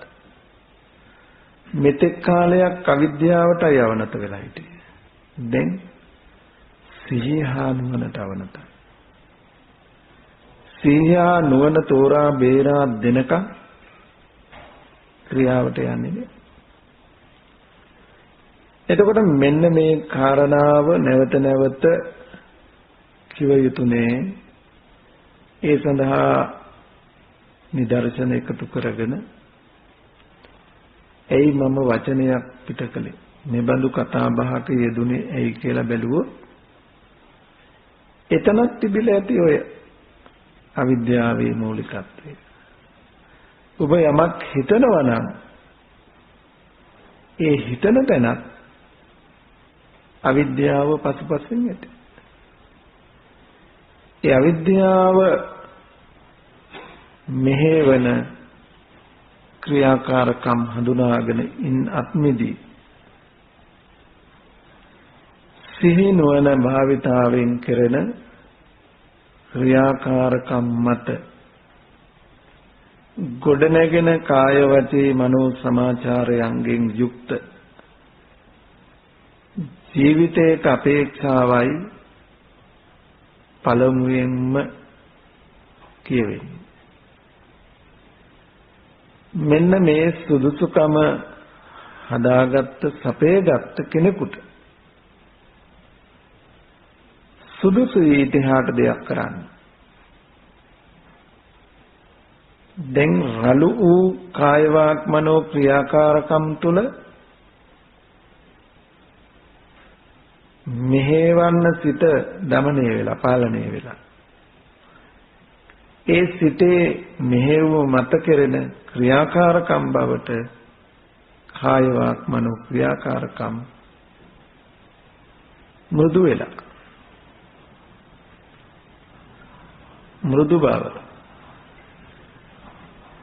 සුවච බව කීකරු බව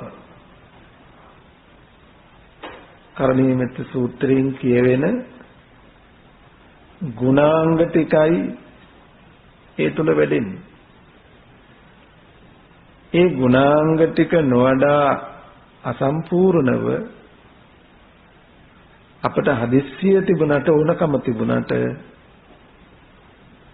අර ප්‍රතිඵල ටික සතිපට්ඨානයෙන් ලබන්න බෑ, ලැබුණේ නෑ.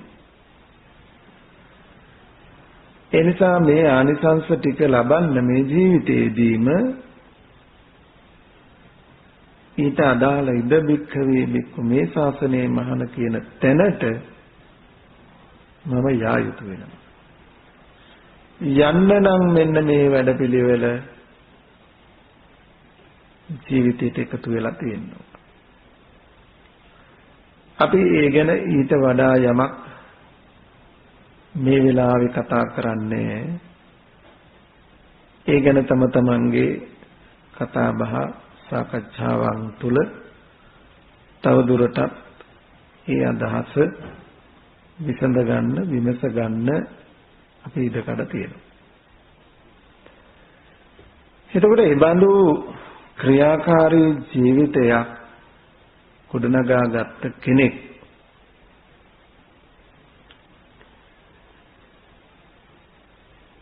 කායික වාචික මානසික ස්වභාවය පිළිබඳව විමසලා බැලුවොත් ඒ බඳු තැන තමයි සීලයේ කය වචන දෙකේ සංවර භාවයෙන් සීලය සම්පූර්ණත්වයටපත් වෙනවා.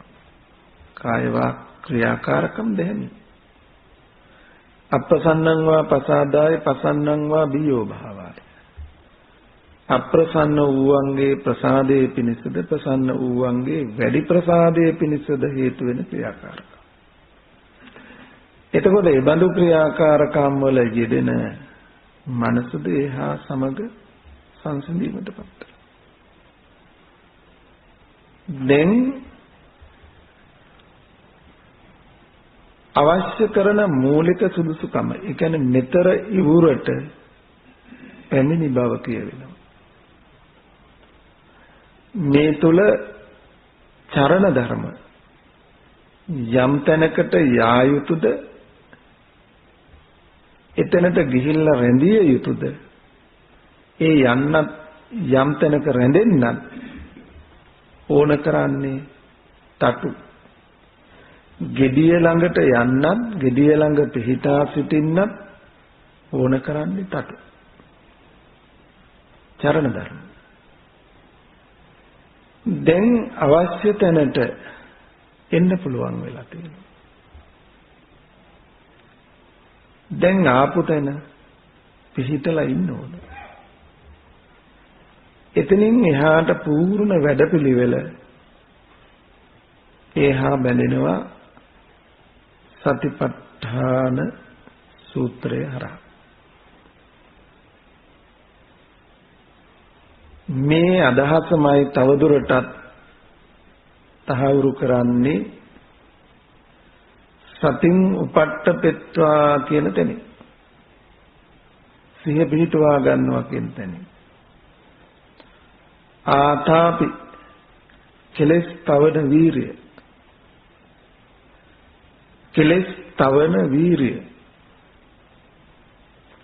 දැන් කෙලස් තවන වීරිය ආතාපි පළමු කොට එතන කියවෙන්නේ ආතාපි. 2 සම්පජානෝ. 3 සතිම. වීරියෙන් ඉන්න ඕන. මොන වීරියකින්ද? කෙලෙස් තවන වීරිය. දැන් කෙලෙස් තවන වීරිය කියන්නේ මොකක්ද? කෙලෙස් තවන වීරිය කොහොමද යෙදෙන්නේ? දැන් අපේ සිහිය ඇවිදින පියාඹන ස්වභාවයෙන් යුක්තයි. නොඑක් දේවල් සිහි කරලා දෙනවා. නොඑක් දේවල් අරමුණු කරගන්නවා. ඒ සිහි කරලා දෙන ඒ අරමුණු වශයෙන් ගන්න හැම තැනකම හිත කෙලෙසෙනවා. කෙලතු වෙනවා. දැන් නානාවිද අරමුණු අතීත අනාගත වර්තමාන වශයෙන් සිහි කරන්න ඉඩ තිබුණු සිතේ කෙලසීම නවත්තන්න බෑ. එතකොට කෙලෙස් නොහට ගන්න නූපන්න අකුසල් නූපදින්න. උපන්න අකුසලයේ ගෙවන්න.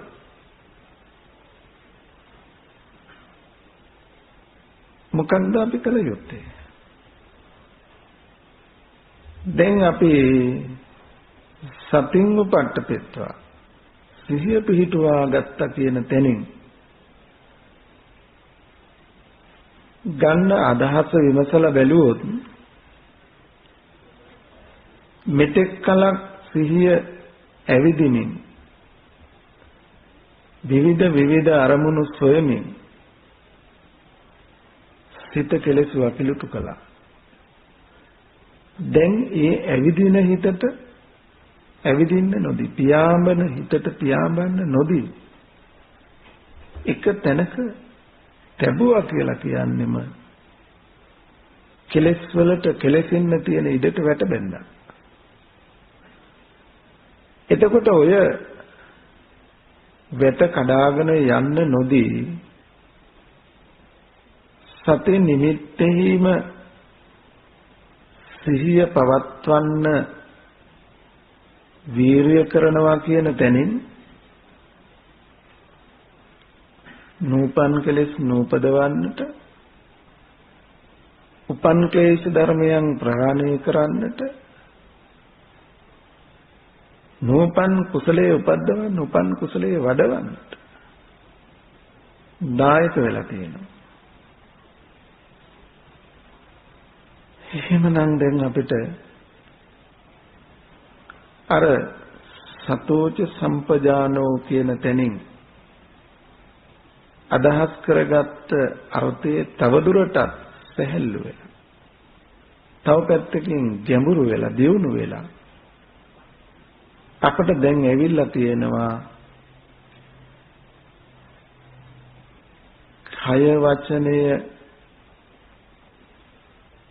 ක්‍රියාවට යන්න නොදීම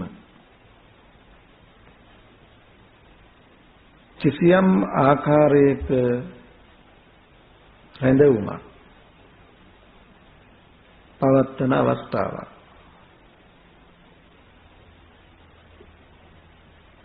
එතන අර පිහිටා ඉන්න තැන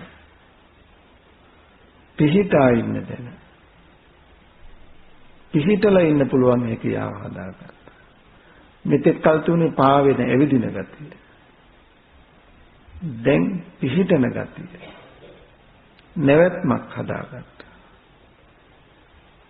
එතනට ඇවිල්ලා එතන නැවතිලා ඉඳගෙනයි gediya ළඟට ඇවිල්ලා gediya ළඟ ඉඳගෙනයි කුරුල්ලා gediya සිදු කරන්නේ.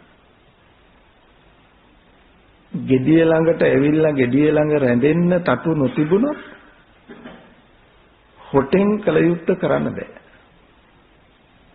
දැන් මෙතනදී සතින් උපට්ඨපෙත්වා කියනකොට මේ පිහිටි බව පැමිණි බව මින් කියවෙනවා. ඒ මත පිහිටලයි ඉතිරි කාර්යයන් තවදුරටත් කරන්නට වෙන්නේ. අපි ඒ ගැන පසුව කතා කරමු. දැනට මේ කතා කළ ටික පිළිබඳව අපිට තියෙන ගැටලු ප්‍රශ්න ටිකත් සම්පූර්ණයෙන්ම අවසන් කරගෙන දැනුම පරිපූර්ණ කරගෙන ඉතින් එහාට යන්නට මත්තෙන් ඒ සඳහා අපි විවේකයක් ටික වේලාවක් ලබා දෙනවා. ඉන් අනතුරුව අපි අද දවසේ කතා කළ දේ පිළිබඳව තවදුරටත් පැහැදිලි අපැහැදිලිකම් මොනවද කියලා සොයලා බලලා අඩුපාඩුකම් සකසගෙන මේක මගේ ජීවිතයට අදාළ කරගන්නේ කොහොමද කියන තැනට වෙනකම් මගේ ජීවිතයෙන් ක්‍රියාවට නගන්නේ කොහොමද මේ අද දවසේ මේ කතා කළ ටික කියන තැන ප්‍රායෝගිකව වැඩපිළිවෙලක් දක්වා හඳුනා ගන්න තුරු මේ අදහස් ටික සාකච්ඡා කළ යුතු වෙනවා විමසිය යුතු වෙනවා. ඉතින් ඒ දක්වා අපි කතා බහ කරන්නට ඉඩ දමමින් දැනට අපි පුංචි විවේක කාලයක් මේ සඳහා ලබා දෙනවා. හැමත තෙරුවන් සරණයි.